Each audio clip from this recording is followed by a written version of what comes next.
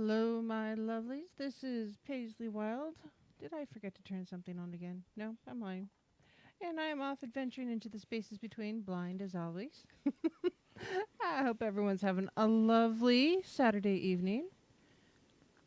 There, here, I can have me. And no, it wasn't you guys not having sound, it was me. Operator error. I'm consistent at least having something going on. So, hi, I hope everyone's having a great Saturday. With here, it's just a soggy downpour rain. It's like our spring rains finally showed up. Not quite sure what the dealio is there. Hey, so I am being the spaces between is being broadcast live tonight. Truth Frequency Radio, iHeartRadio, tune in and TalkStream Live, and Dawn's studio needs a third monitor because I'm a little discombobulated. Because, anyways, yeah. Um. Anyways, yeah, Don, you're on the air, by the way. Yeah, but my microphone's off. Yeah, because you're snacking away. Yeah, I'm almost done. I have to eat when I can. Oh, I know, I know. But so, anyways,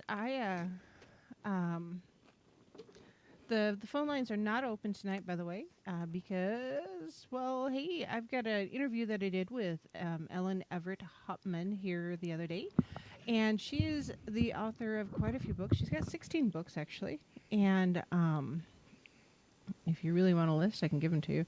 But it's the most recent one was the sacred herbs of Beltane. So Beltane just happened, and it's a book ended.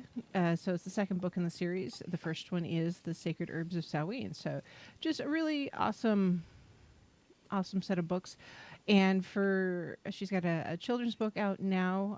It's really kind of a primer on the herbal and plants that are available, or that you might find out when you're out wildcrafting that is good for your children to take advantage of, or if you're new to herbs. And just the pictures in her books are phenomenal. The artistry is just beautiful. And I'd have the books just for that, for no other reason. Seriously, they're that awesome. But so I will be playing that in just a moment. But first, I just want to say, hey, happy Beltane, and see how everybody's doing. And Titan, of course, pops a question. Titan, you ask a lot of questions, my dear. And that's good. It's okay. It is good. Keep going. Do we think a healthy imagination is a pathway to spiritual sensitivity? Well, yes. And the reason why is if you are not a creative thinker or someone who can think outside of the box at all, then how can you allow yourself to accept other ideas outside of what you were already taught, or what you can only see, feel, touch, and hear with The empirical evidence. Yeah, the empirical evidence. You know, I'm sorry, go ahead. Because spirituality is often a faith, it's a feeling, and it's emotion, it's emotive, and the empirical evidence is just not as always as easy to have. And so I think having an imagination to be able to imagine that world around you, especially with your eyes closed, or to be able to sense some of that around you is huge. You know, it's interesting. That's because as you were talking, and I told Titan, yes, I believe so. Because like you said, you've got to be able to think outside the box. And then when you said that, I went, you know what? That might be part of my problem, is because I'm such a hard-headed Capricorn that I'm very very right, very left-brained. Very, feet on the ground. Sometimes can't get my head around some of those nebulous concepts, and I admit it. I mean, I'm not exactly the easiest guy to talk to sometimes, but when I start to find ways to let my mind wander Mm-hmm. and get away from this particular reality, however you look at that. I mean, whether you believe, that it's a matrix, or it's an overlay, or it's a different reality than this, that, or the other thing. However you look at that, once I can get past that, then things start really, really coming to me, and like I said, the most powerful dream I've had was the Odin dream, and I've talked about it now the 2 nights in a row. But it's because my brain was disconnected from my body, for sleep purposes. And of course, we talk about how that opens up your subconscious, and it really lets you delve deep into that artistic side, and it really speaks to more of the soul, as opposed to being always conscious and um, grounded and that kind of thing. So, I think I absolutely say yes. I think that's part of my problem. And plus, I've talked about on the portal before. I grew up in a family where I had to grow up. I didn't have time. I don't feel I had sufficient time to be a kid, be artistic, to be creative. Um, so I was denied a lot of those avenues when I was younger. So it's really hard to get back into that kind of thing. So yes, I believe that's correct. Yeah, see, I grew up without running water, electricity, and So you had to be creative. I had to be Right, creative. right, And if I wanted to entertain myself, I had to read books. So I've been excessively exposed to literature.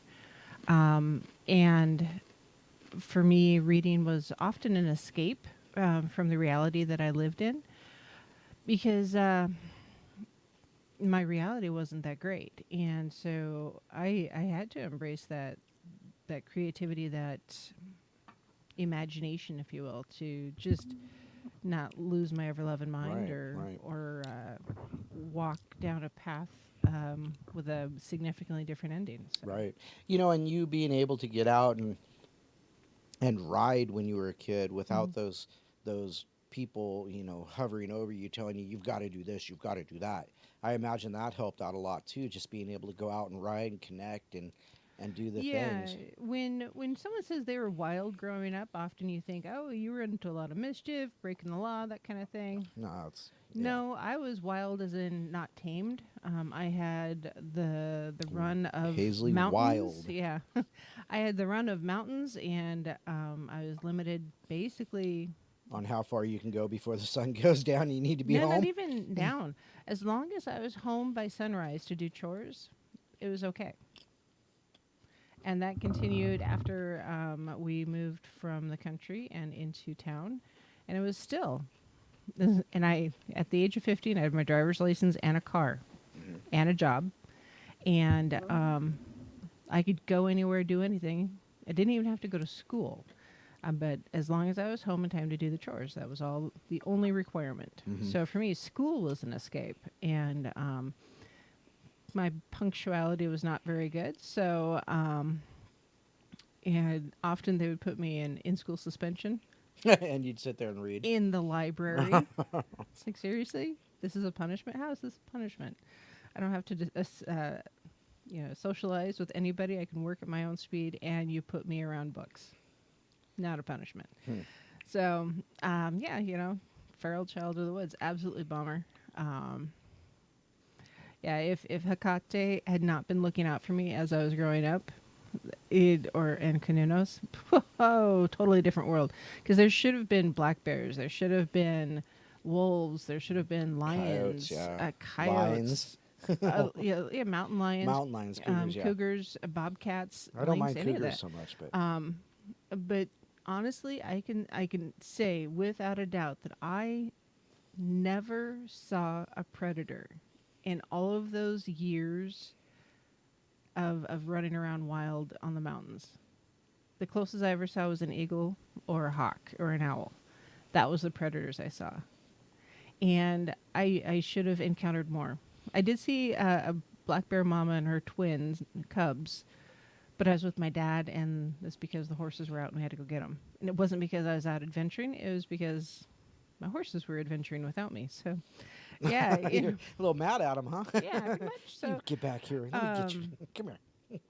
So yeah, if the gods had not been paying attention to me and my surroundings and what was going on, yeah, totally a totally different world. I was protected, and I know that. and I can see it even looking back. It's like I was so protected because wow. And where we lived for most of that was stick Indians were a real thing. It was kind of a known haunt about 3/4 of a mile from where we lived. And honestly, I hated going down that road, so I generally didn't. I would avoid it. I'd ride through the hills instead and go through the fields rather than ride down the road.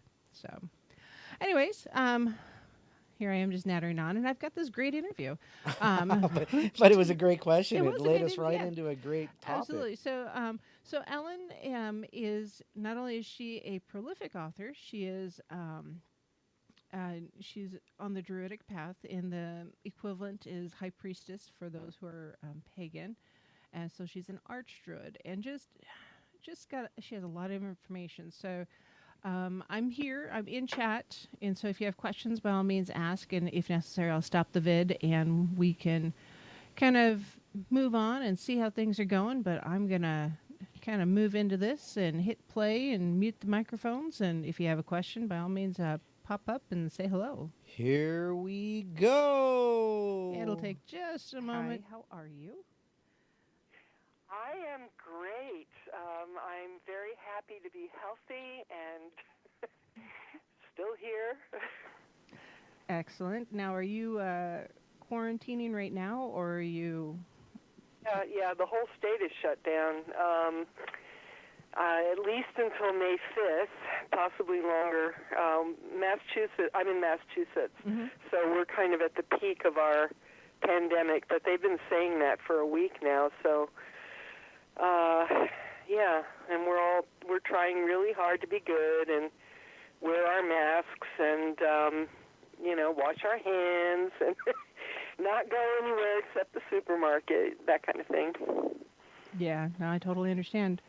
Well, I know that, like, for us here in Idaho, where I'm at, generally speaking, most everybody's behaving. There's been a few people who like to buck the system just a little bit. But for the most part, we're wearing our masks and staying home. I am kind of enjoying the opportunity to stay home myself and get some stuff done at home that I couldn't do when it was colder. Right. Well, I do make a point of going outside every day and walking. I walk in nature every day, and I've learned which areas have people, and I'm now avoiding those areas. There's areas that I go to where there's nobody, which is great, and then other areas where I see too many people, and then I don't go there anymore. This is the world we're in now. It's kind of crazy, but yes, I know the way it is. Right, exactly. And there's like certain times I don't want to go to the grocery store because there's just too many people. Yeah, you have to time it. If you go early in the morning or if you go after dinner, yes. I've found those are good times. But yeah, weird times that we live in, or interesting times, however you want to look at it. Yep. Now,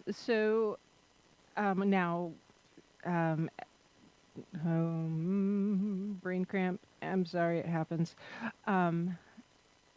Are you taking advantage of the time to write, or are you doing just a lot of interviews, or kind of a combination of everything? Well, I'm one of these crazy people. I can't not do things, so I don't understand how people do it, who don't have like a major hobby or artistic path. I just don't know how they do it, because I'm always working on something. Right now I'm working on 2 books. Oh my. A children's book and a grown-up book at the same time, although I'm trying to finish one before I go back into the other one, because it was just too hard to do them simultaneously. It's like moving between universes, Yes. It's kind of shocking to do that. So I'm doing that. And because of the new book, Sacred Herbs of Spring, I'm doing a lot of podcasts. I seem to be doing one a day now, which I'm putting on Facebook and Twitter. So if people have missed anything, they can always, catch up on my Facebook author page. I'll post everything. Yeah, so I'm always busy. It's amazing. That's awesome. You know, Quite amazing. That's something I have to agree. I don't understand how people who don't have something to do it, because yeah, I live out in the country, so I've got gardening I'm doing, and then I've got Right. craft stuff I'm doing, and then my daughter is home from school right now, so I've got education that I'm doing, and then there's the regular day-to-day stuff that was already there. So yeah, it's an adventure right now. Um, I'm currently reading the Sacred Herbs for Fall, the Samhain one, which I like so far. There's the Samhain. Yeah, those are companion volumes. Sacred Herbs of Samhain is for Halloween, and Sacred Herbs of Spring is for May Day or Beltane, and they're kind of bookends of each other, obviously. And that's, I mean, they should be thought of kind of as a set, I think, because those are the two most important festivals in the Celtic year. Yes. And, of course, I'm a Druid, so we're all about the Celts, you know. But Halloween is the beginning of the cycle, and it marks the passage from summer into winter, which is very important. And then Beltane, or May Day, is the opposite end of the year, and that marks the passage from winter into summer. And both of those holidays are portals between worlds. You know, you're going between the world of the dark and the inward time of winter into the outward time of summer, or you're going from the outward time of summer to the inward time of winter, you know. And because they're a time of change, it's a time when everything starts getting chaotic and kind of breaking down, and that causes the walls between the worlds to thin, and that means that spirits can come through more easily. And back in the old days, Halloween and Beltane were both very important spirit nights, and they were both a time when the ancestors and ghosts and fairies and all kinds of spirits were walking the land. And we've kind of, our culture has embraced Halloween.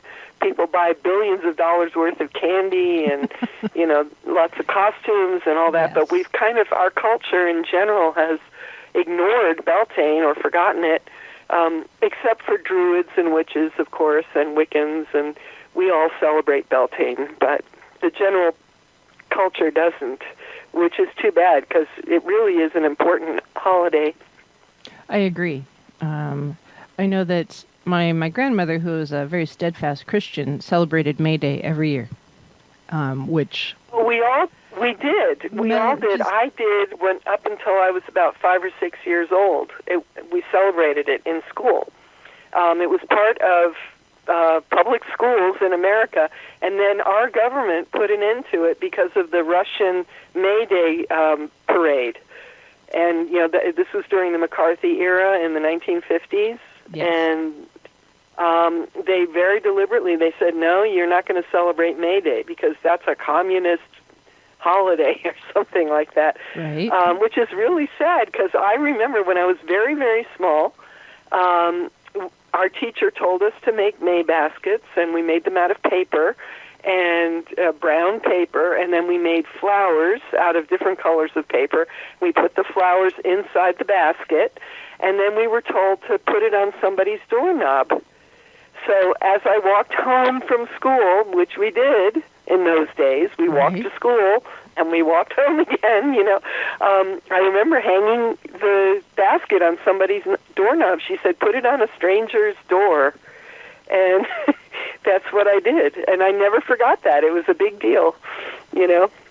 It was a big deal. And I think it's really unfortunate that we don't have that same tradition nowadays, especially like right now. There's a lot of people out there that really need that connection, and they're just not getting it. It's frustrating. That's all. It's just frustrating. Yeah, any of the Earth festivals, it's really important to honor the Earth festivals, because by extension, if people honor the changing of the seasons and the different the different things that are happening in nature, like, May Day, the flowers are blooming, Samhain, the leaves are falling, it's really different. But if you start to honor those and you pay attention, then you're going to be more in tune with nature and what's happening with nature, and hopefully you're going to be a little bit more conscious about what's happening to the rivers, what's happening to the earth, what's happening to the air, what's happening to the animals. It's all part of the same, it's like the spiritual arm of the ecological movement. Exactly. I know that with all of this self-isolating that we've been doing around the world, it's been a bit of a grand experiment, if you will, seeing the changes to our environment when people just stop contributing to it. Oh, yeah, that's the most positive thing that's happening right now. And what I'm hoping is that people won't just be in a rush to go running back to the mall and driving around in their car, that they won't just want to go back to the way things were, because it wasn't that great. Now the air is cleaning up, the waters are cleaning up, the animals are getting a break. All around the world you see pictures of animals walking into towns and cities, and we really need to rethink the crazy way that we've been behaving. And I think one really good thing is people maybe will get used to working at home. Yes. And the more people that work at home, they won't be commuting. They won't have to drive their car as much. They won't have to use as much oil, less fossil fuel, less carbon pollution. That would be a really good thing. Imagine if half of the workforce even, I'd like it to be more, but if half of the workforce was able to work from home and didn't commute every day, that would make a huge difference. It would make a very huge difference. I know that before school was let out here and I needed to start staying home, my day job, I was going to work every day. And even though I had tried to talk to other people to carpool, I was driving a 45-minute drive one way by myself in my car to get to work. Yep. And mostly because my hours were just that much different from the people I worked with that it didn't make sense to carpool with anybody else. And that was really frustrating because here it is, nobody was carpooling to go to the office. And, I was probably the most of a drive. And only, I think, 2 of my coworkers had really highly efficient vehicles that were kind to the environment. And there's a lot of people that, one gal walked, which was good, but generally speaking, everybody was driving. And there wasn't a need for it. There really wasn't. A little bit of a scheduling change, and we could have carpooled. It would have made more sense. Yep.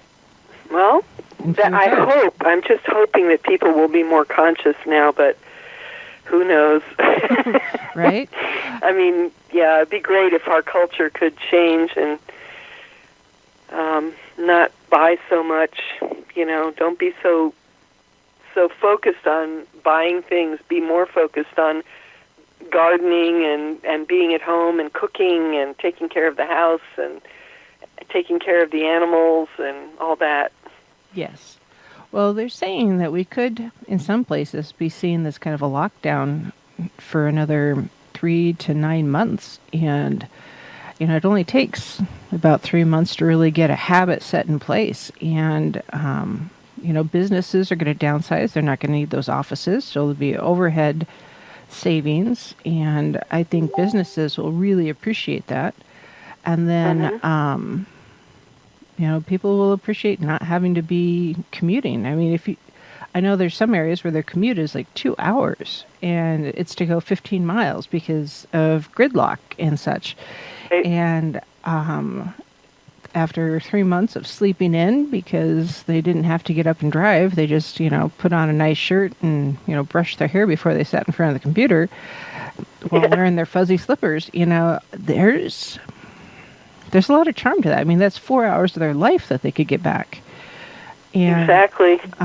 It's 4 hours of going to the gym, 4 hours of meditation, 4 hours of doing better food prep, 4 hours of, just taking better care of yourself or spending time with your family. And I hope that people really begin to see that as a necessity instead of a luxury.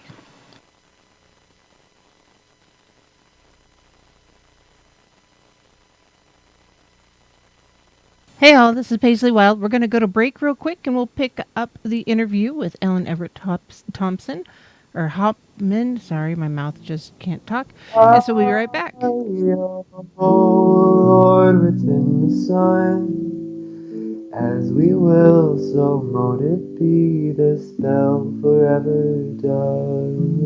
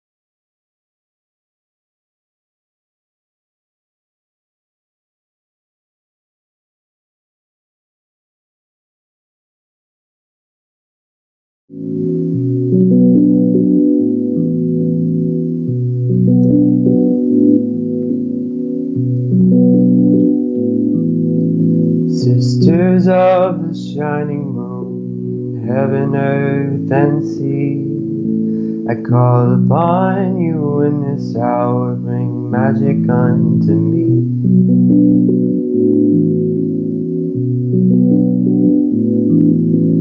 Brothers, oh, the cauldron cries, it singeth unto me the songs of Mother Goddess and of Father in the tree.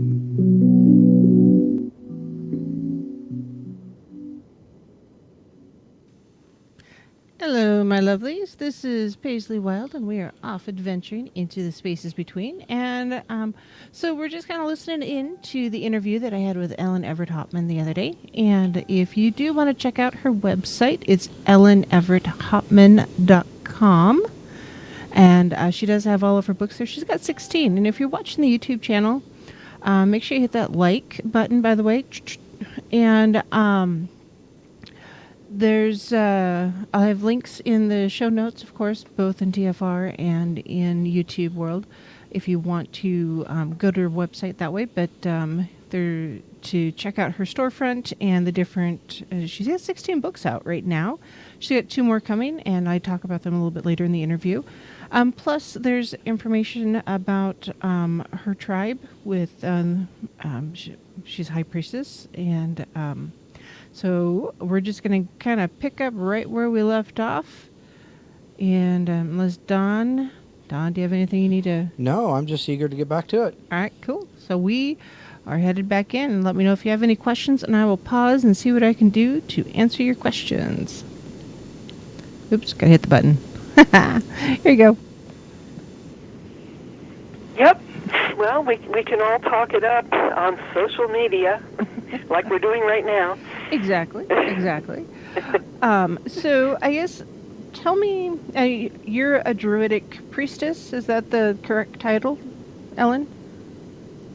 Yes. I mean, I call myself that just because it's more understandable for people. Druids don't usually call themselves priests and priestesses. That's more of a witchcraft thing. But if I say that I'm an archdruid or something like that, I don't think there are a lot of people that just wouldn't understand what that means, you know. So, yes, I call myself a priestess. I do lead rituals, both online and in person. So, yes, priestess.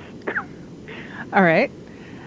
And then I guess tell me, if you don't mind, can you go into the Druidic path just a bit? Because most of my listeners, we talk about paganism, we talk about witchcraft. I am not Wiccan, but there's some things that I get. I'm more of an eclectic person, I guess. I take a little bit from everywhere. And I've been trying to have guests on also that talk more about their specific path, because, again, if the information isn't out there, people aren't going to learn it. So I guess, yeah, if you don't mind talking more about what it means to be a Druid. Well, I'm what's called a Celtic Reconstructionist Druid, which is different from, there's many different kinds of Druids, just like there are many different kinds of witches, there's many different kinds of pagans. But Celtic Reconstructionist Druids, we try to study the old stories. That's what we value the most. The older the information is, the happier we are, you know. So my particular group, which is called Tribe of the Oak, which you can look up, tribeoftheoak.com. We have a really good reading list there, and you can join us if you feel so inspired. We focus on old Irish wisdom texts because those are the oldest Druidic documents that we have. They were written by monks, not by Druids, because Druids didn't write things down. But the monks, the missionaries who came in to convert people, in order to convert, you had to appear like you knew something. You had to appear like a learned person. And the only way you could do that was you had to know the stories. So the missionaries had to know about the gods and goddesses and the ancient laws and all the stories, so that they would appear to be respectable, educated people. And so we owe them a great debt of gratitude for writing these things down. The reason the Druids didn't write things down was it was kind of like a franchise. They had a Druid franchise, and they felt that if you wrote things down, that they would be stolen, and there would go your franchise, you know. But the Druids were educated. We know this. They spoke Greek. We know about a Druid named Abaris who hung out with Pythagoras, and we still don't know if Pythagoras learned his math from Abaris or if Abaris learned from Pythagoras. But they spent a lot of time together. And we know that the Druids were studying astronomy and the heavens, and they were very, very learned intellectuals. It wasn't a thing of, oh, I love trees, therefore I'm a Druid. It wasn't like that, or I have an Irish grandmother, therefore I'm a Druid, which is, I hear that all the time, where people say, I read one book, I'm a Druid, or I paid $25 to join this group, I'm a Druid, It's really so not true. like that. In the old days, it took 20 years to make a Druid, 20 years of training. We include in our program, we assume that everybody has at least a high school diploma. I think just about everybody has a college degree in our group, maybe with some exceptions. But so they have already almost 20 years of training right there. But then we expect them to do a lot of reading. They have to learn the history. They read scholarly books. They also read a few novels. Mm-hmm. And after they've read, I think we have 18 books on our basic reading list now. After they've read all of those books, then, and only then, they begin their one-on-one fostership. It's like a mentorship with a trained Druid, an initiate. And after that, there's spiritual things that they have to do. They have to learn how to do ceremonies and make tools and other things. So most people take at least 3 years, although for some reason I've noticed it's taking longer and longer. People seem to be taking 5 years. But it's worth it because to be a Druid, means to be an expert. If somebody is your Druid, that means you're looking up to them. They're an expert, somebody that you can go to with questions. And we expect our initiates, by the time they're done, they have to demonstrate mastery in at least one traditional Druidic discipline. And that could be, for example, if you were a lawyer, we have a lot of the Brehon laws, the ancient tribal laws. We have a number of books that are filled with all these laws. If you were interested in law, you could demonstrate mastery of the old tribal laws.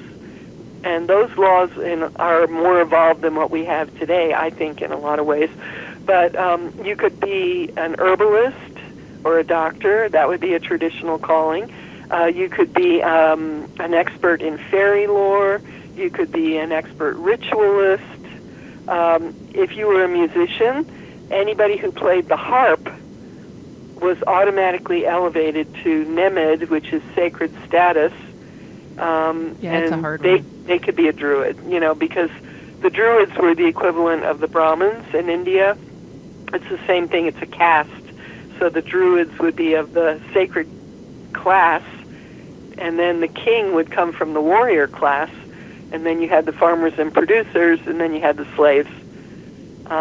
That's the exact same culture as ancient India.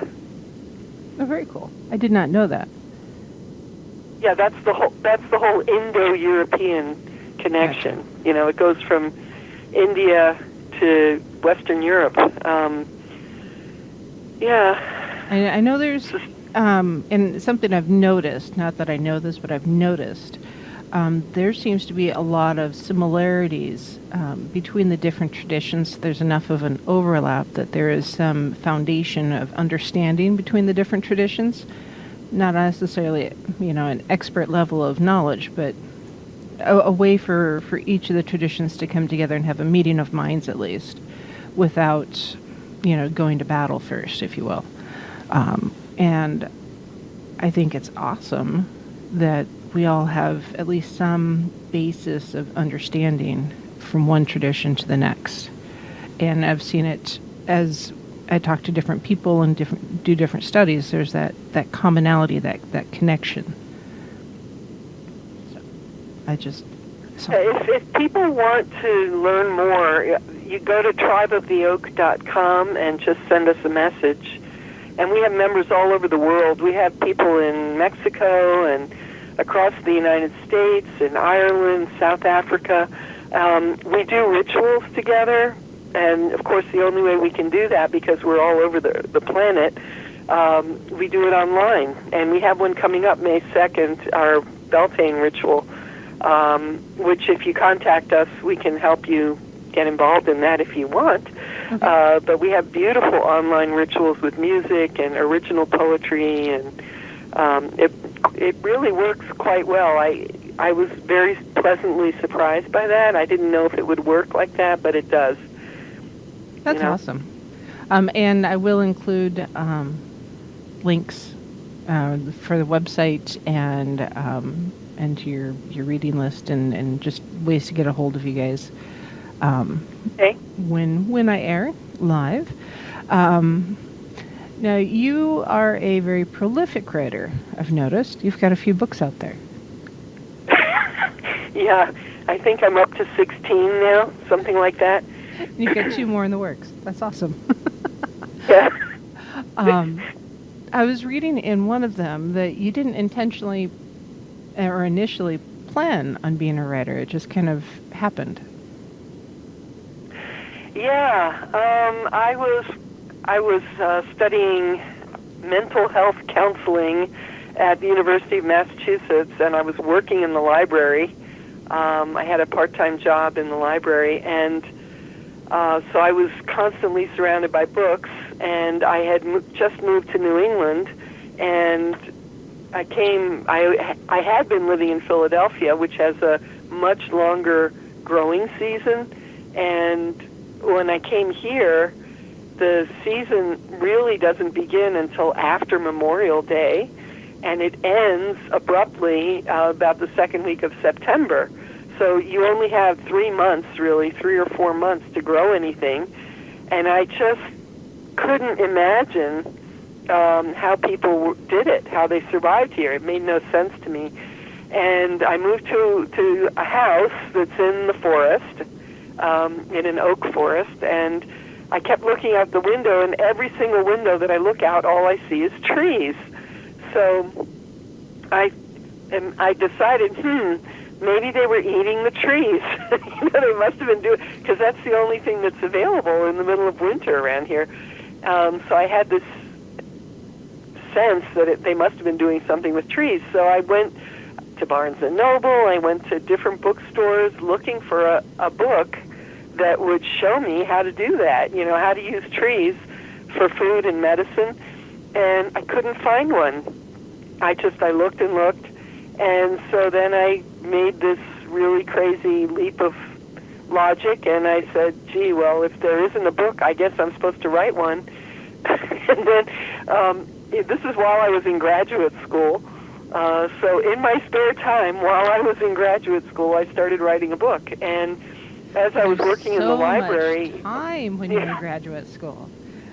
Yeah, well, this is one, I don't know, I'm crazy. But anyway, so as I was shelving books in my little library job, I kept noticing that tree books kept showing up, books about trees, and they were all very scientific books. And I, that was my job, was to shelve the books. So whenever I took a break, I would pull aside one of these tree books, and I started taking notes. And this was before I had a computer. I didn't have a computer, so then I would have to go to the science library and sit down and do research, and that's what I was doing in my spare time. I mean, I don't know. I'm just this really strange person. I wasn't out drinking beer. I don't know what people do. I'm not interested in sports. I wasn't doing that. I dance. I'm a contra dancer. But yeah, that's what I did. So while I was in graduate school, I wrote Tree Medicine, Tree Magic. That was my first book. And it's now out in a new edition, it's a beautiful new edition with full-color photographs and lots of recipes that it didn't have before, ways to cook tree parts and make drinks out of trees and things like that. But yeah, that's how it started, and I never studied to be a writer. I was not an English major, Nobody instructed me. I just did it. And I've been doing it ever since. That's awesome. It was a calling. That's all there is to I it. guess. Yeah, I guess it's what I always feel like it's what I was born to do. I just didn't know it. You know. But I also have spirits that work with me. I believe that the goddess Bridget works with me. She's the goddess of poetry and a lot of other things. But she was the patroness of the bards and the poets. And she has been my principal goddess, you know, for over 30 years now. She's the one that I work with. So I think she has a lot to do with it. I think you are 100% right. Because that's about the only way I can think of for you to have had that nudge to commit to writing so many books. That's a lot of words. Well, it never ends. You know, every time I finish one, when I'm done with a book, I'm kind of lost. I'm like, oh no, what do I do now? You know, and then sooner or later another book shows up. So that's awesome. That is just awesome. Now, you mentioned earlier that you are currently writing a children's book, and it's not your first one. Is that correct? Correct. I wrote a book called Walking the World in Wonder, a children's herbal, and that book is very popular with homeschoolers. And what happened was I was invited by a witch camp to come up with a game for kids. They asked me, "Oh, Ellen, can you come up with an herbal game, you know, for the kids camp?" And so I thought, and then I said, I created this game where I found plants that were growing in the woods. I took the leaves and I ran them through the Xerox machine, so I had these black and white images. And then I wrote a little teaser for each plant saying, you know, I have 3 leaves, and you will find me in the grass. Do you know who I am? You know, something like that. And there was this whole collection of these plants that the kids had to find. And then there was a little life list. They had to check off the name of each plant that they found. And then whoever got all the plants first got a prize, you know, something like that. And being me, as soon as I created that, I said, oh, Lord, I guess this has to be a book. So that became a book, and Walking the World in Wonder is divided into seasons, spring, summer, fall, and winter. Mm-hmm. So you have the herbs of spring, the herbs of summer, the herbs of fall, the herbs of winter. And each plant introduces itself. It says, hello, I am the violet. You know, you can eat my leaves, things like that. That's awesome. And then, yeah, and there's a life list. Again, the kids can check off everything they found. And there's beautiful photographs. Stephen Foster, who's a very famous plant photographer, did the photographs, full color. And I got an email, which I don't know why I didn't save it, but some group in Canada, and this was really nice, they asked my permission to use the pages from the book because they had a park, and they have like this walkway going through the park, and they wanted to plant all the herbs that are mentioned in the book and then have the page from the book behind plexiglass so the kids could read about the plant and then see the actual plant planted in the ground. Awesome. You know, and they created this walk from that book. That's very cool. I know that my daughter, the Walk in the World in Wonder, that one is on her birthday list. So her birthday's coming up in Jan. So it's. How old is she? She will be 6. Oh, perfect. Yeah, they say it's for ages 5 to 10. But I know a lot of grown-ups who like that book because it's a good introduction. If you know nothing about herbalism and you want to start with very simple, safe projects that you can do, you know, adults like the book too. That's all I can say. So I really think it's for any age, but it's aimed at kids 5 to 10. Yeah, I think safe and simple for most of us is a good place to start. Yeah. Yeah, my daughter now, It's funny. I'm trying to teach her to garden just a little bit. Our growing season here in North Idaho is not as long as the one I grew up with in Iowa. That is for doggone sure. But I have a little baby oak tree that she talks to all the time, and she likes to bring him moss, and she's decorated his pot a lot. Because I haven't found quite the right spot to plant him yet. So I call him Groot, and just a real quick story there, which some of my listeners have heard, but our very first Yule log that my daughter and I put together, we had gathered some of the acorns from the oak tree in the backyard, and we had them as part of our Yule log, and one of them popped off, cracked open, and started to sprout. So he's in my little pot and growing like a happy little tree, and we call him Groot. Well, oaks are very important to Druids, as I'm sure you know. Mm-hmm. Yeah, he's it's interesting. When we moved onto this property, it felt like there just wasn't a lot of life on it, kind of like walking into an abandoned home, if you will. You know how the energy seems to have just left? And that's how it felt when we moved in, and slowly we've been re-energizing the place, and it's been good. And the oak tree in the backyard, you can definitely tell that he's much better than he was when we first moved in. It's been about 5 years now, so you can really tell when people move in and start caring about their environment. Well, yeah, the land is conscious. The trees are all conscious. The plants are all conscious, and they're conscious of us, and we're conscious of them. Mm-hmm.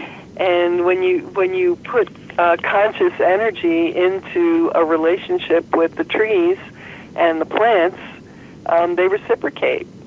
Yes. So you're creating like this energy web around your house. Mm-hmm. Very important. Yes. And that's something I've been trying to teach her as we go, just because I want her to be aware.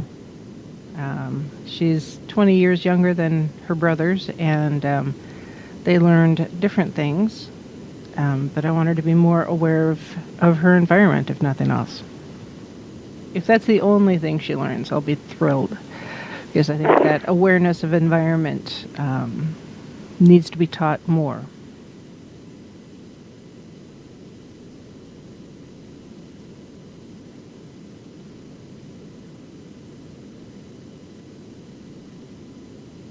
Hello, my lovelies. This is Paisley Wild, and we are listening to my interview with Ellen Evert Hopman. And this is just kind of a good good point to pop in and interrupt the flow just a little bit, because we're going to be going to break here in just a couple minutes.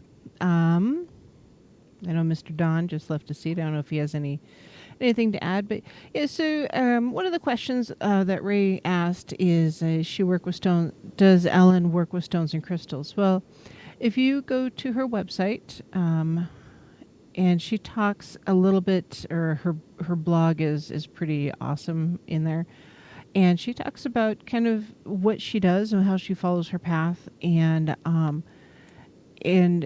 she's very connected with the earth in general, not just with the trees, but with the world around her. And as an arch druid, she's even more so. And just, I don't know, she's really fascinating to listen to.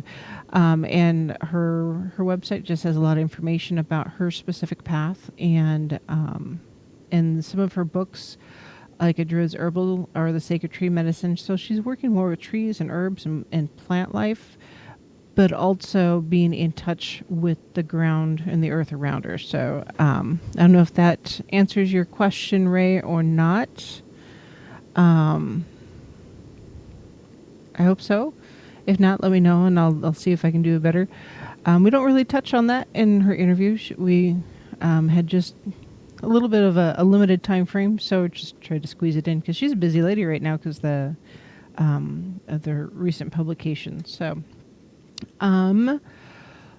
let's see.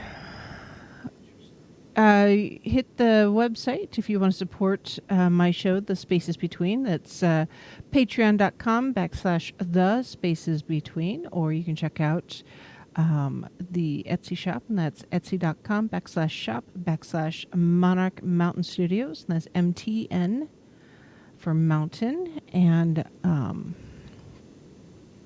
yeah, keep hitting me with the questions there, and I'll keep answering and such. And drink my water because it's good for you. No, it really is. So, top of the hour. We'll see you guys back in about 3 minutes. And yeah.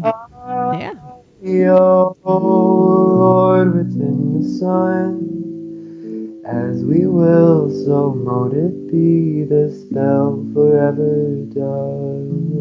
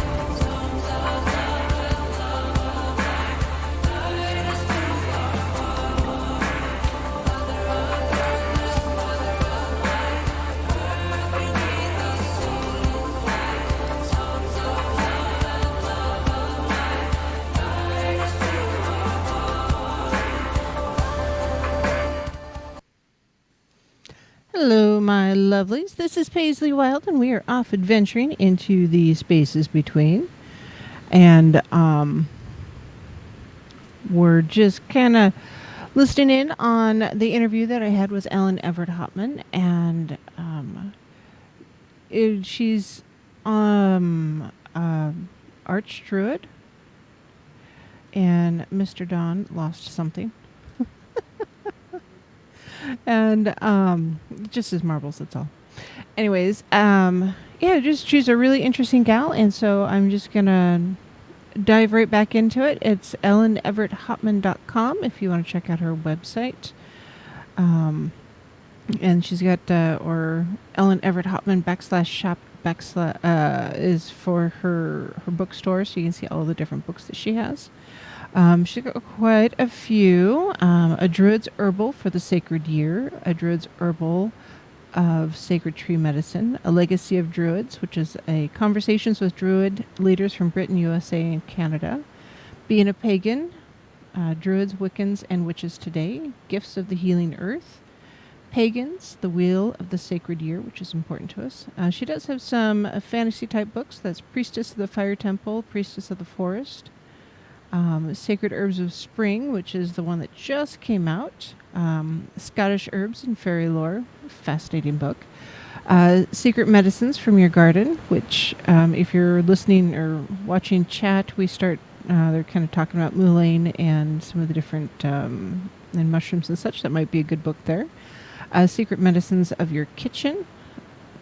The Druid Isle is the third book in that fantasy series. And then The Real Witches of New England kind of talks about the Salem witch trials. The Sacred Herbs of Samhain, Plans to Contact Spirits of the Dead, which, if that's what you want to do, it's good to have a guide to know what you're doing.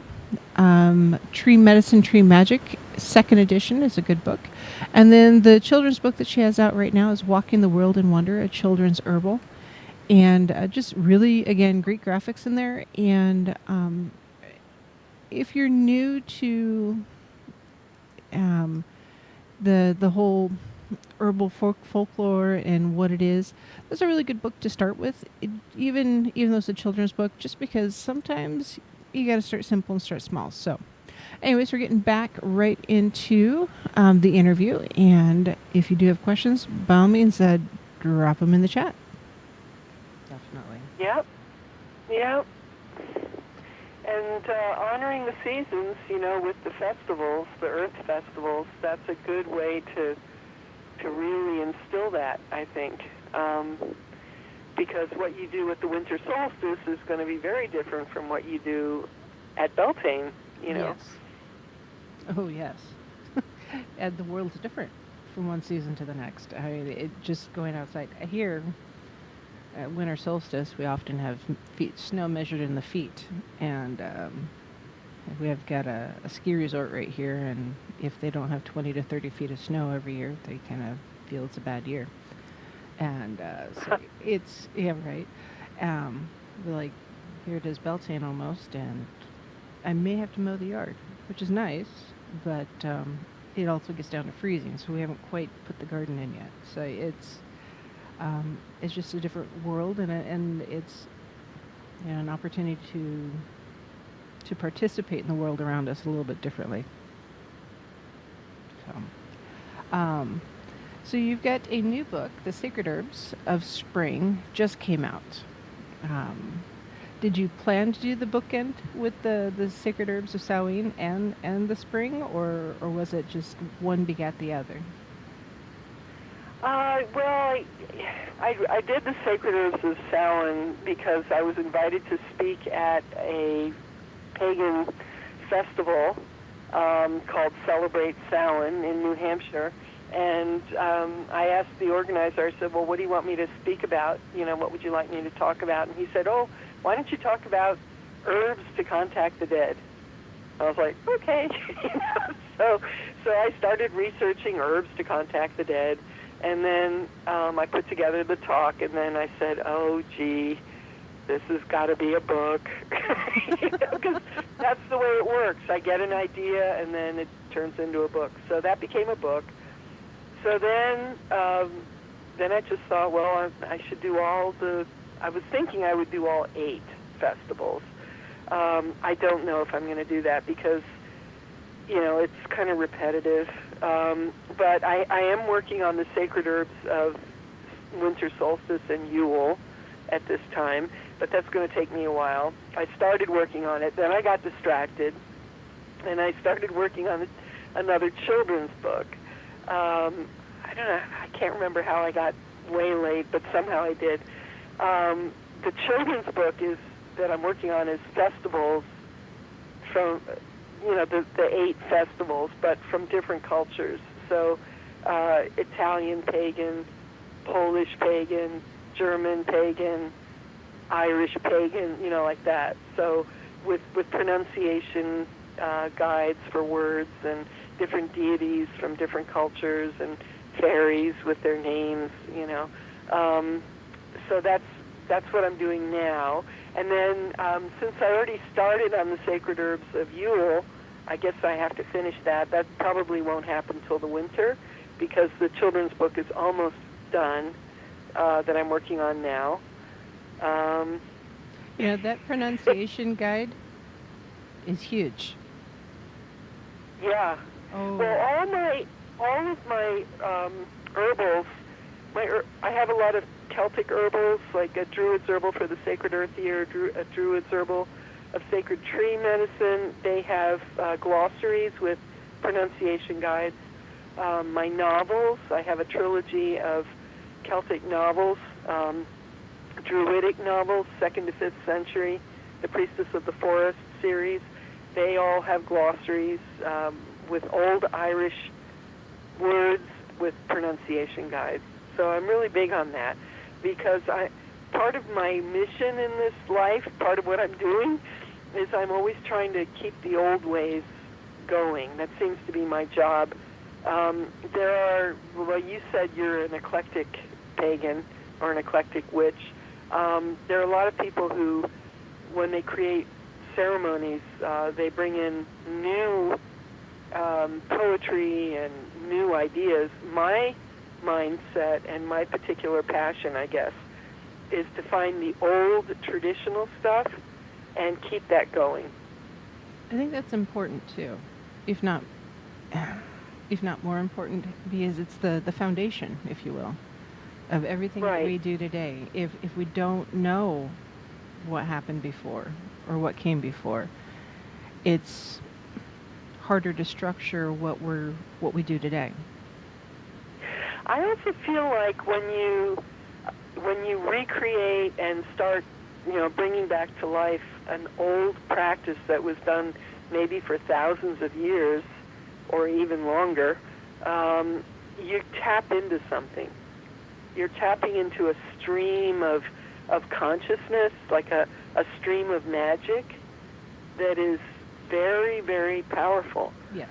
I mean, for me, I can only talk about my experience, and people who learn a Celtic language, for example, if you start doing ceremony and you start invoking the gods in their language, so if you're a Roman pagan, you might do it in Latin. If you're a Druid, you might do it in Gaelic. You tap into something. There's a power there. It's a real power.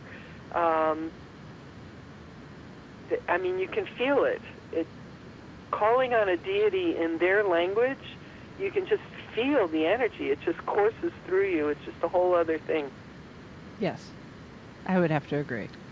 I don't speak any of the old languages. I can muck them up awesomely, but and there's been a few times, and more than a few times, when I'm doing research before I do a show, I will often have notes where I have phonetically spelled out something that I've had to look up a few times to make sure I had the right pronunciation of, because the vowel flow, the sound flow is different, and yeah, if you don't use the phonetics, you're really going to mess it up, because some of those letters and sounds, just from an English speaker's point of view, you really shouldn't go together. But they do, and they have a musical or lyrical quality to them in listening to them, and I totally get why you say that speaking in the older languages to call on the deities triggers that older magic, or the stronger bond, if you will, with what you're doing. Yeah. And I wish more people had the opportunity for that kind of experience, because there's a lot of neo-pagans and such out there right now that just don't do that. I don't necessarily consider myself a follower of the old ways, but I haven't quite embraced the new either. So I'm kind of a bridge right at the moment. But well, I mean, we don't have an unbroken tradition. Nobody can claim to be a carrier of an unbroken tradition. You know, all we're doing is trying to piece together what we once had. You know, before the missionaries came and brought Middle Eastern religion basically into Europe. That's what Christianity is. It's a Middle Eastern religion, and they brought their sensibilities, you know, the place of women and, you know, the kind of laws, the punitive laws, their idea of justice and all that. That's all Middle Eastern. It's not what we had. So all we're trying to do is we're trying to bring back as best we can out of all the little bits and pieces the old tribal sensibility that we had. yes, and yeah, because you're right. The women's place or the woman's place, that changed a lot with the rise of Christianity or the Middle Eastern religions, and in a way, it set us back a lot. Oh, of course, yeah. We still haven't recovered. I mean, as women in Western culture, or at least in America, we're still trying to recover. We lost a lot. You know, the ancient Celtic women had rights of divorce. They had rights of inheritance. In Scandinavia, women could vote just like men. They had equal voting rights. You know, all these things were lost. And we still don't have equal rights in the United States. We still don't have an equal rights amendment. So women still don't have equal rights with men in the law, which is amazing. Yeah, we're still trying to recover. Yes, and it's frustrating and heartening to see that it's frustrating that it happened, and heartening to see that we have advanced back to where we were. I think we'll get there. It'll just take time, unfortunately. Unfortunately. So let's see. I guess now you said that you are an archdruid, which is similar to that of a priestess as far as a level goes, and there's a significant duration of time for learning and such. What are the different levels, if you will, of being a druid? I mean, is there an apprenticeship and then journeyman status, and then you go from there to being master to archdruid, or druid and then archdruid, or is it what? Well, again, it depends what group you're with. If you're with English groups, they divide it into bards, ovates, and druids. The bards are the beginners, the ovates are kind of in the middle, and the druids are the more advanced ones. And in our group, we just have people who are studying, and then we have initiates. That's it. An archdruid is kind of the person in charge at any given time. The Celts were hierarchical. There was, you know, modern pagans have this idea, oh, anything goes, do whatever you want. That came from Aleister Crowley, you know, and it harm none, do what you will, which no ancient pagan would ever say that. You know, that's a very modern way of looking at things, because they were very hierarchical. They had rules. You know, you couldn't call yourself an initiate unless you had been trained and initiated, you know, right. And no tribal society could exist if you had people running around saying, oh, I can do whatever I want. That just wasn't how it was. If people are interested in how it actually was, we have the Brehon Laws. There's some great books, Early Irish Farming by Fergus Kelly. A Guide to Early Irish Law. Those are good beginner texts that will show you how people thought. You know, they were always trying to keep the tribe together. That was like a big, obviously your survival depended on it. Mm-hmm. So if somebody did something bad or something wrong, or you know, if your horse fell into a deer pit and broke its leg or something like that, you know, there had to be compensation. Mm-hmm. And the reason for the compensation was to heal the rifts in the community. So you didn't pay the fine to the king or to the, you know, to the sheriff or something like that. You paid compensation to the person that you had hurt, and or their family, actually. It's called the Derfin. 4 generations is considered a family. They didn't really think in terms of individuals. They thought in terms of families. So if you did something bad, you owed compensation to 4 generations of the victim's family. And that could mean that you owed them a cow or a calf or 6 cows, depending on what you did, or a sheep or the wool of a sheep or a chicken or something like that, you know. But it was all to keep harmony in the tribe. That was what it was all about. Yes, and harmony is, from a musical perspective, it's all sorts of layers of sound, and there's going to be discordant melodies and to offset the whole song, to make it a piece, if you will. And for that, the Aleister Crowley, the harm none part has always bothered me, because if you don't have that discordant aspect, how do you grow? How do you mature? How do you, I don't know, how do you be? Because just like tomatoes, for instance, and I've used this example in the past, tomatoes don't survive or don't produce very well, to your tomato plants, if they don't receive a little bit of wind or some sort of aggressive behavior from a broom. Not too aggressive, but... That's true of trees also. Mm-hmm. I read an article one time. They said that trees that were raised in hothouses were very weak.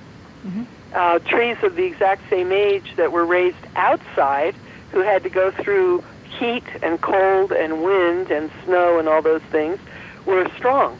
Yes. Very strong. So, yeah.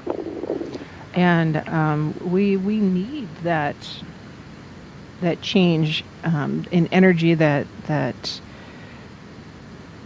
discordant harmony, if you will, to grow. So it's, I don't know, we have to have it.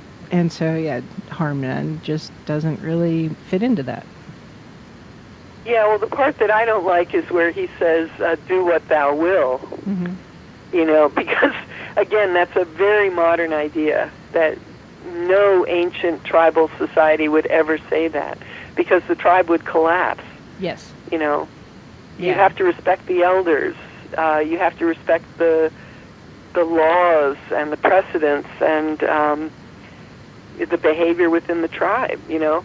And then the other thing is, if you're going to be a Druid, if you're going to be a public pagan especially, when you go out in public, whenever you talk to the media or other people who've never met a pagan, you know, you are representing all pagans.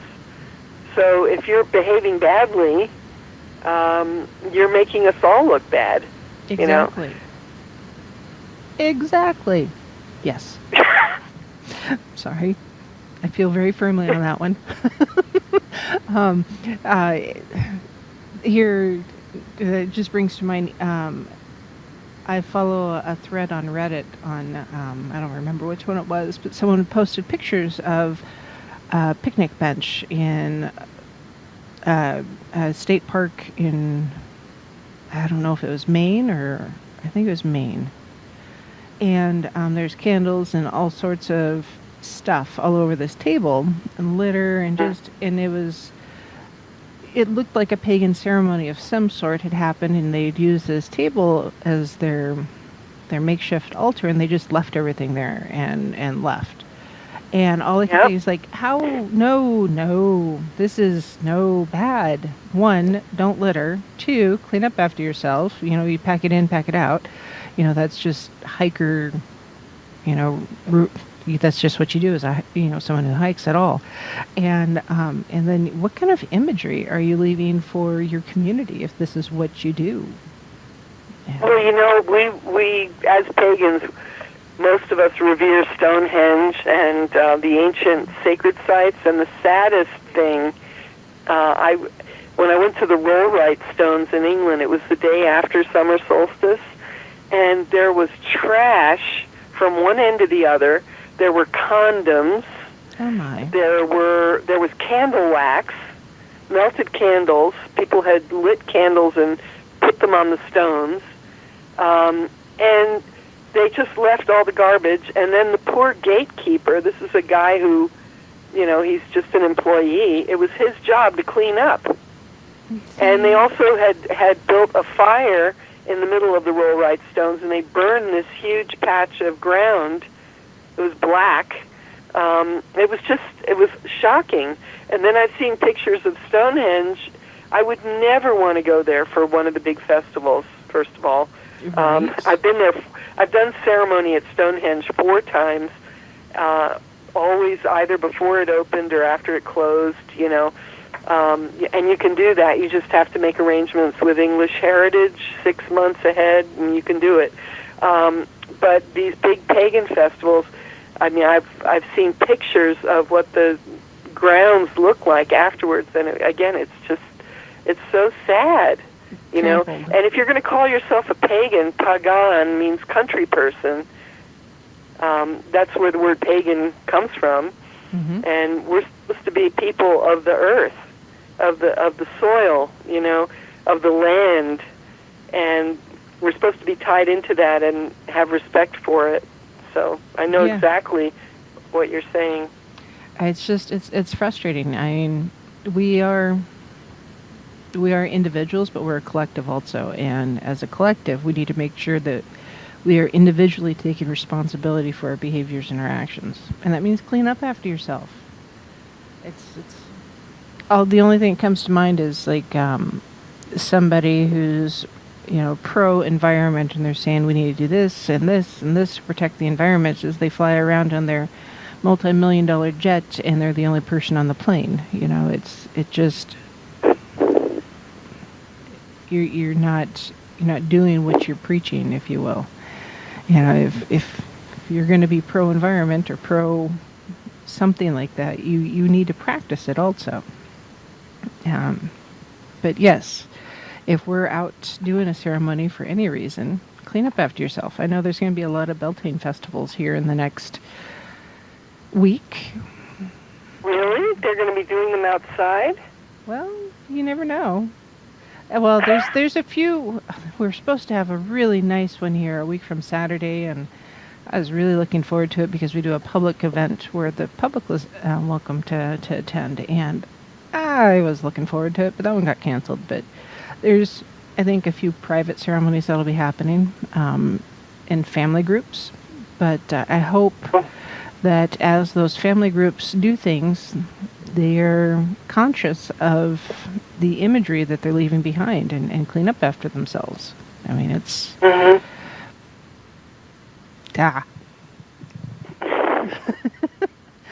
It's vexing to me, yes. That's all.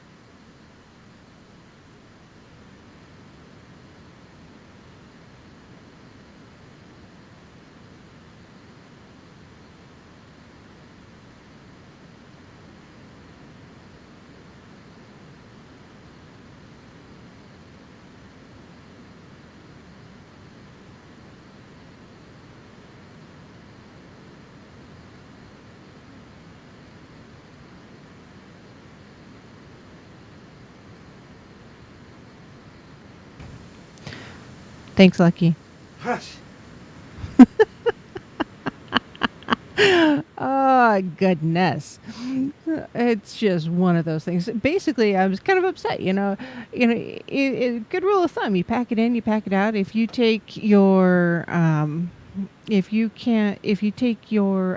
your ritual stuff into the woods, bring it home, don't leave it there. That's just rude and unnecessary, and by golly,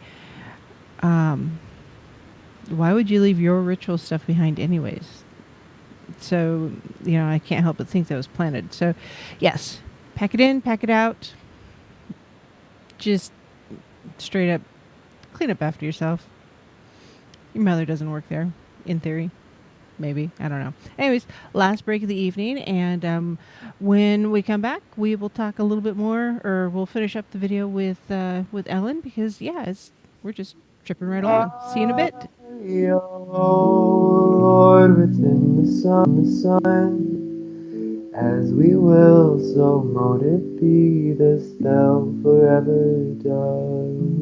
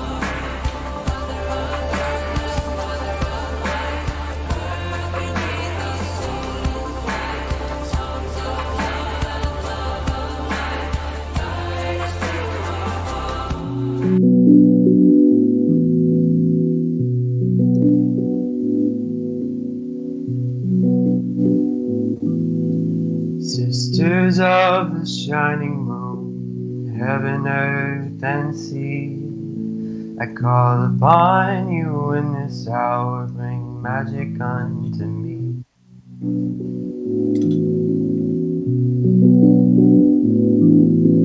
Brothers, oh, the cauldron cries, it singeth unto me. The songs of Mother Goddess and of Father in the tree.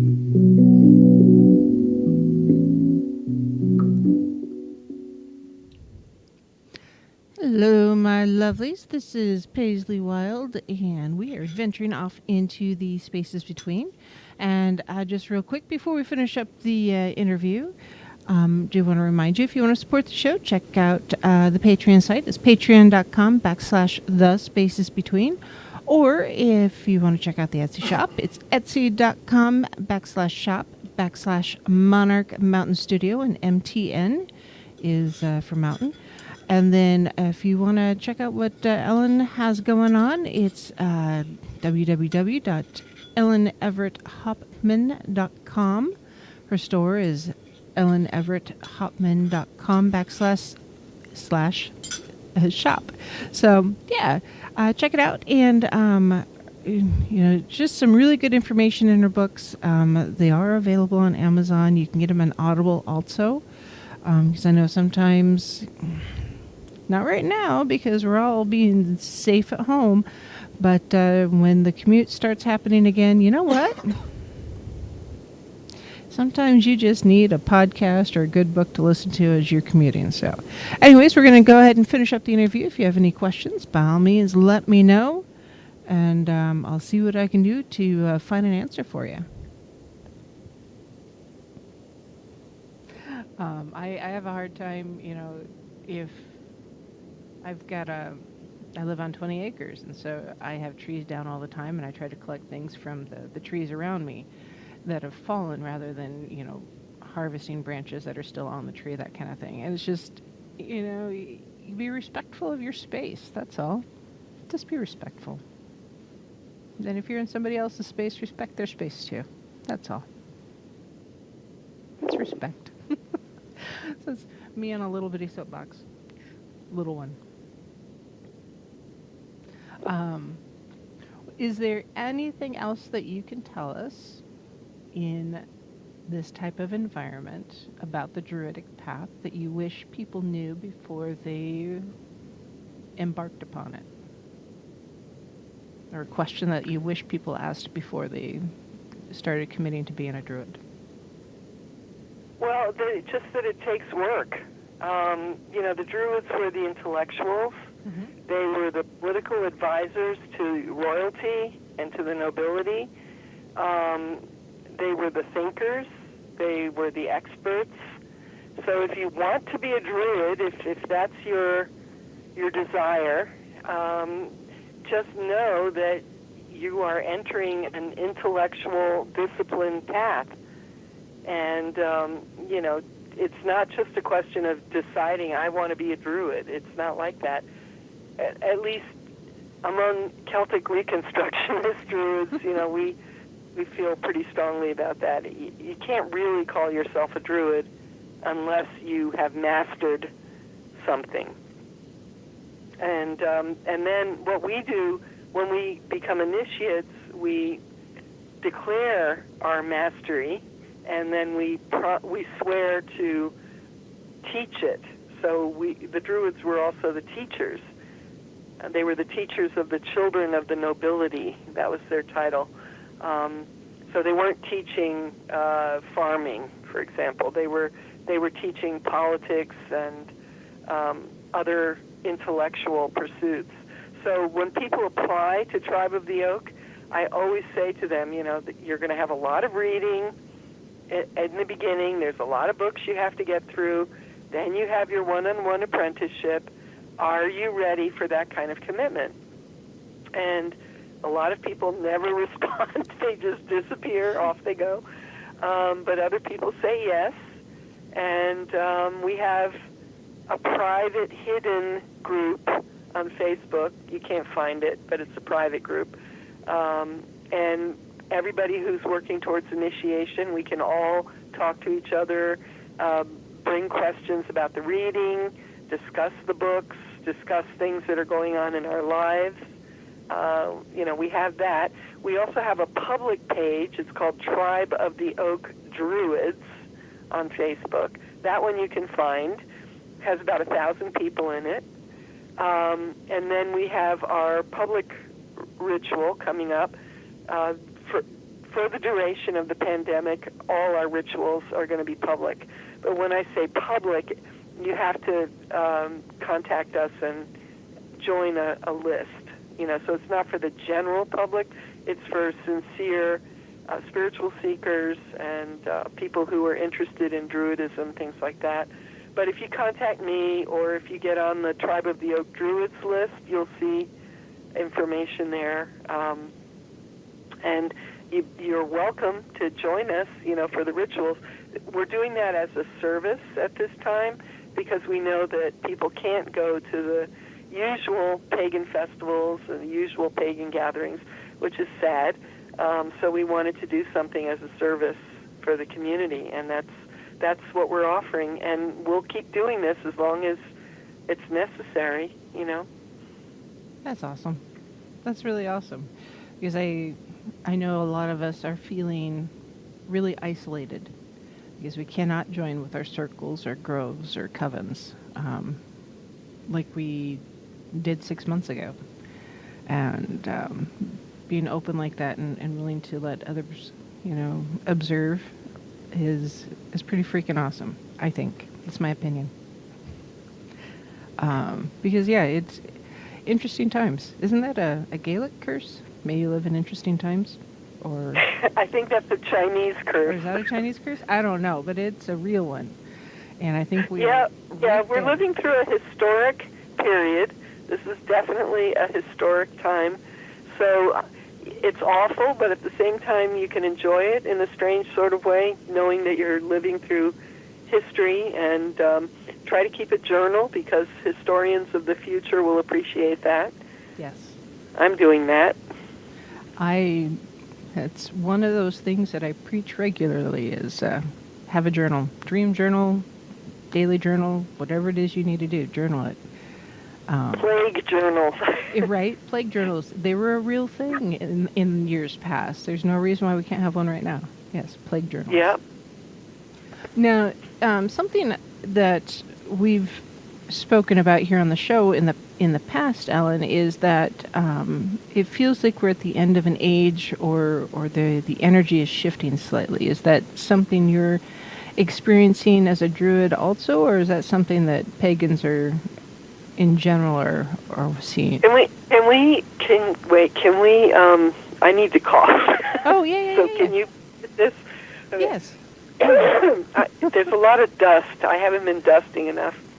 No worries. No worries, my dear. I'm looking at the dust and feeling awful about it while we're talking. I understand. I have a hutch that seems to grow dust hourly. It doesn't take very long for it to just sprout more dirt, and it's like. All right. Well, I'm getting. Well, okay. Give me a second. I'm getting a cloth. I'm just gonna. It's bugging you? It's bugging me, and it's making me cough. So I'm gonna get a cloth with Lysol.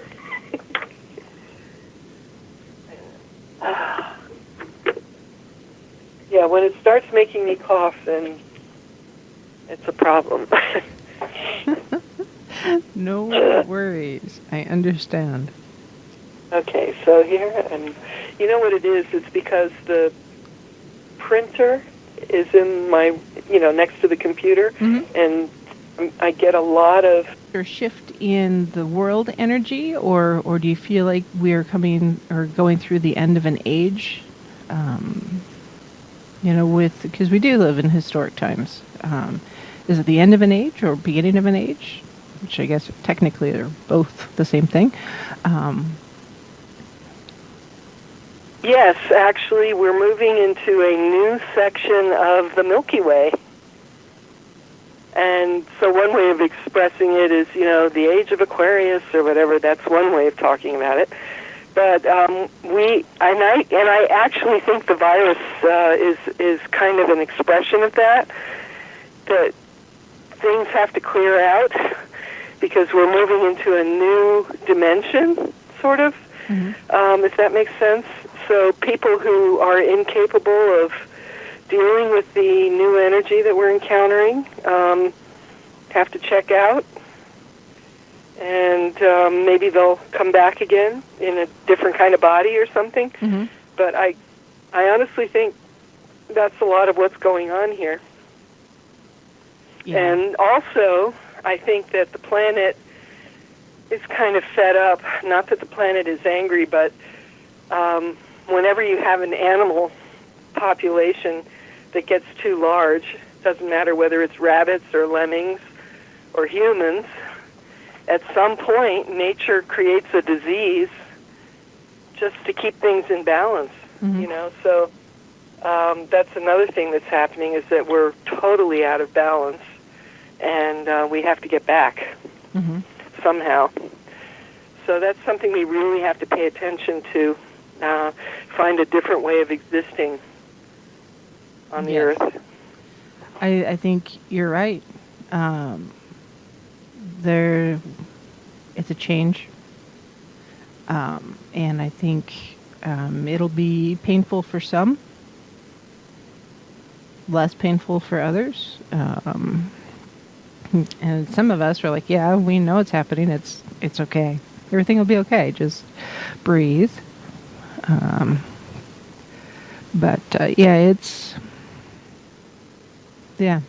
Yeah, this is heavy stuff. This is not simple. This is really big stuff. I mean, we may be moving into a depression. Their economists are saying that. But, you know, we survive these things, whether it's a war or a depression. We always survive in the end. And the good news is that when we come out on the other side, we usually have better social justice, you know.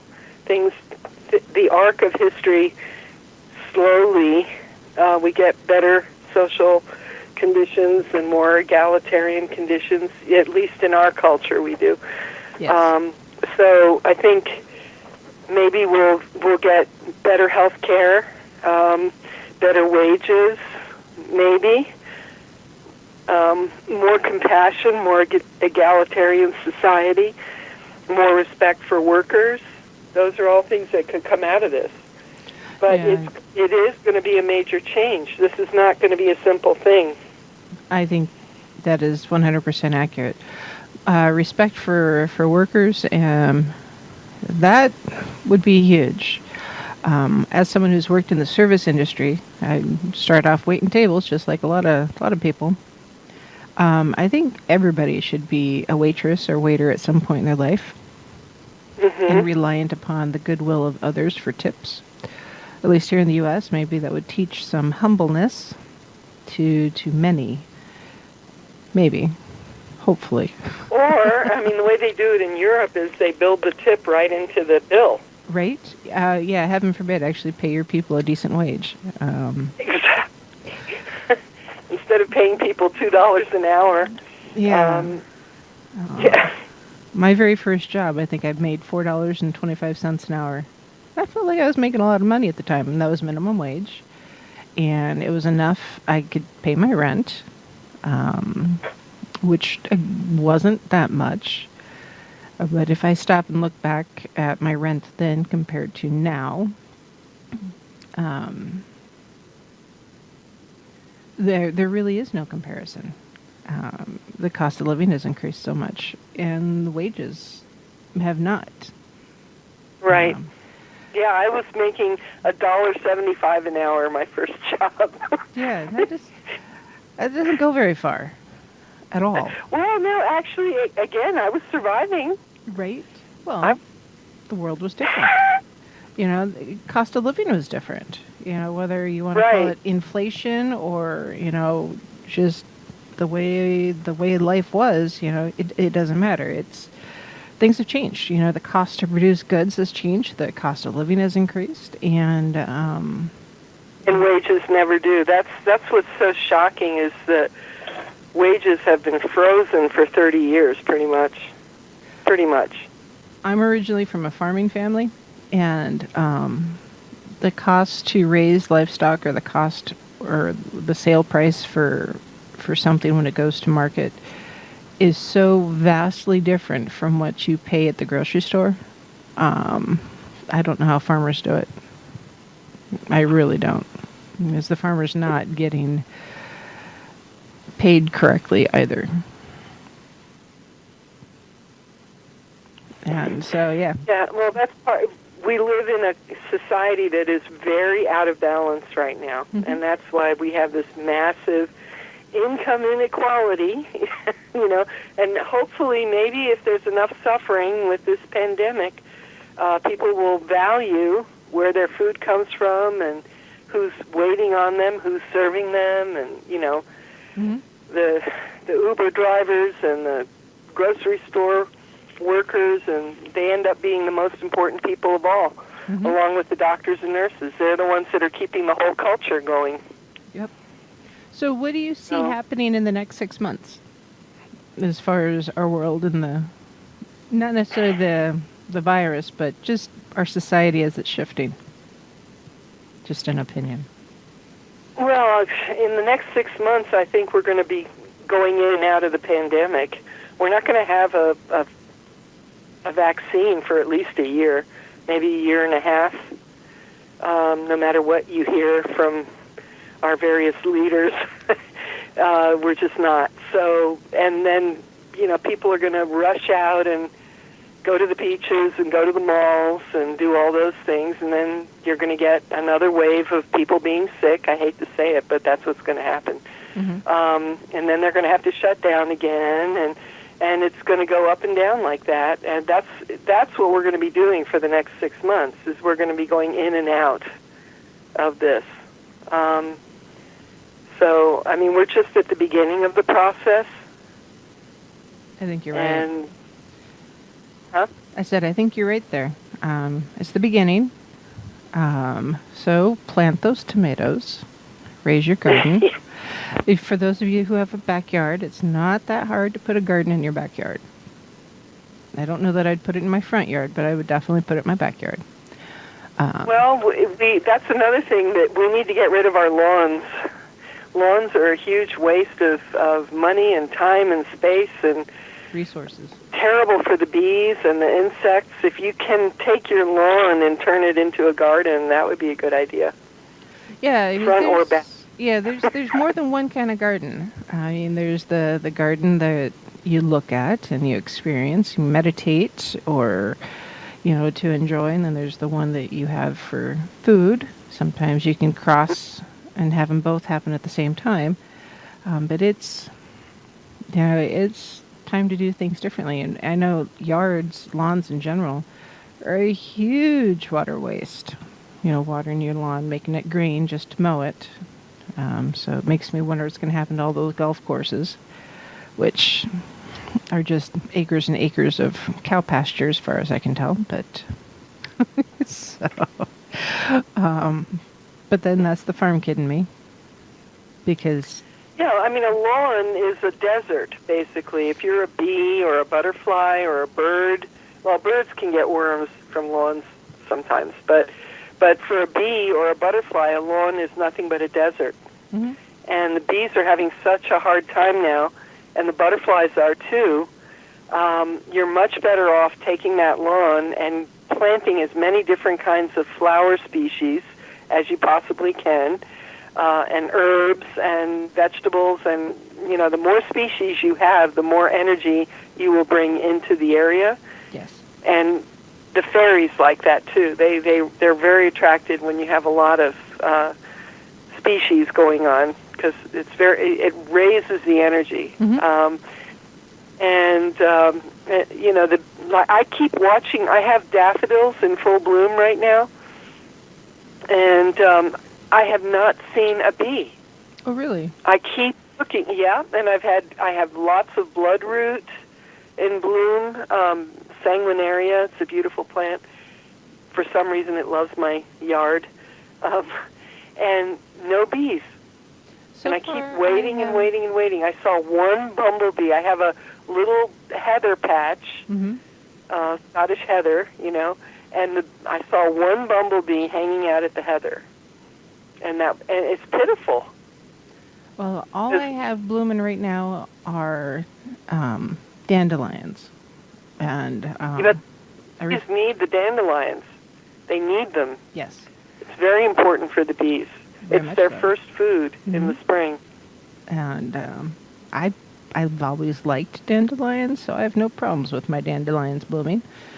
And I've seen a couple of bees, but then I've got a couple of paper wasp nests up in my eaves that make me nervous every so often. But yeah, it's just, I haven't seen too many bees. I've had a beekeeper out looking at my elderberry trees. We'll probably have bees here later. We've talked about bringing them out and having them sit in the backyard. Well, I have 20 acres, so when I say backyard, it's not your average postage stamp. It's 20 acres of mixed trees and ponds and such. Yeah, I haven't seen a lot of bees. I've seen 2, I think, and one of them was stuck inside and was really cold when I found him. So I gave him some water and he flew away in the sunshine, but I haven't seen many more. Yeah, it's worrying. There should be more at this time. Mm-hmm. But I would have to agree with you there. I hope they're still sleeping, because like here we had a very bizarre winter and early spring as far as temperatures go. It's been a weird weather year for the last year.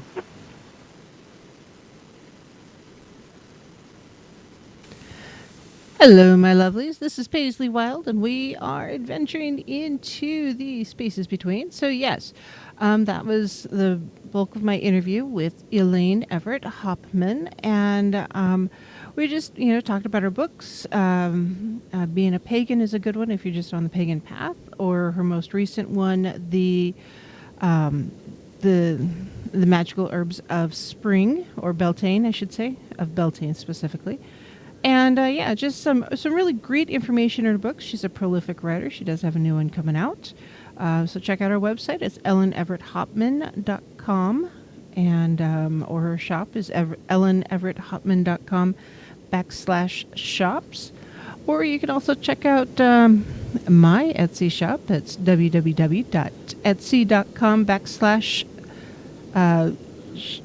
what is it? Shop / Monarch Mountain Studio. It's MTN for Mountain. Yeah. And then the Patreon is patreon.com / those spaces between. So yeah. As just so you guys know, it is still it is spring here in North Idaho, but it's quite chilly yet. And unfortunately, I only have dandelions blooming, and I finally have some trees are starting to sprout some green stuff finally. But I may have to mow the yard shortly, which is frustrating. But yeah, it's all good. So it's all good. But no, it was a really good experience having Ellen as a guest, and a lot of great information. And for me, the Druidic path is just really fascinating with the roots with the Celtic roots and everything. Because there's so much history there, and the Celtic traditions are kind of the foundation of a lot of the pagan, contemporary paganism, especially a lot of the neo-paganism. And yeah, if you have the opportunity, check out her books. Go to the library, order them there, or just purchase them yourself. If I remember right, she does include a really awesome note with every purchase if you purchase them directly from her. Just saying, hint, hint, nudge, nudge. Hey, Mr. Don, do you have any final thoughts? You've got about a minute and a half. A minute and a half? I don't ever get a chance to talk for a minute and a half. That's not my fault. So I don't really know what I would say other than... not much, actually. You're just tired, aren't you? Yeah, it's one more. I tossed and turned all night last night, but no, just it's interesting to hear, of one of the ancient paths, shall we say. Mm-hmm. The perspective from the Druid side. And it's nice to hear that about the different ways. I found it interesting that it's 20 years to become to be high up in that particular Mm-hmm. tradition. That's a long time, and that's a Well, lot of reading. But she did it say, is. if you have education and things like that, that it goes faster. But that's a lifelong dedicated thing. That definitely is. It really is, but there's nothing wrong with committing No, not at all. to that kind of a path, because one, you're educated at the end, and two, you really understand your path. Right, So, right. Yeah. so Yep. on that note, merry meet and merry part and merry meet again, and thank you all for joining. And we'll see you next week right here on the Spaces Between. Lord within the sun, Bye. and will so mote it be, the spell forever done.